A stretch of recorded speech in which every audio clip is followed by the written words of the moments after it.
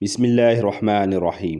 آدمی کی شر سے بچنے کے لیے اس کی عزت کی جائے گی۔ ایسا اس لیے ہوگا کہ قیادت برے اور نااہل لوگوں کے ہاتھ میں ہوگی اور انہی کا معاشرے میں غلبہ ہوگا۔ اسی لیے لوگ مجبور ہو گئے کہ وہ انہی بدترین لوگوں کی عزت کرے، انہیں نمایاں حیثیت دے، ان کا احترام کرے اور ماتھا چومے، اور یہ سب کچھ ان کے ظلم و زیادتی، ایذا رسانی اور شر سے بچنے کی وجہ سے کیا جائے گا۔ حضرت ابو ہریرہ رضی اللہ تعالی عنہ نے بیان کیا ہے کہ رسول اللہ صلی اللہ علیہ وآلہ وسلم نے فرمایا، جب مال پے کی بندر بانٹ ہونے لگے، امانت کو مال غنیمت سمجھا جائے، زکوٰۃ کو جرمانہ خیال کیا جائے، علم غیر دینی مقاصد کے لیے حاصل کیا جائے، آدمی اپنی بیوی کی اطاعت اور ماں کی نافرمانی کرے، دوست کو قریب کرے اور باپ کو دور کرے، مساجد میں آوازیں بلند ہونے لگے، فاسق و فاجر شخص قبیلے کا سربراہ ہو، گھٹیا ترین انسان قوم کا سردار ہو،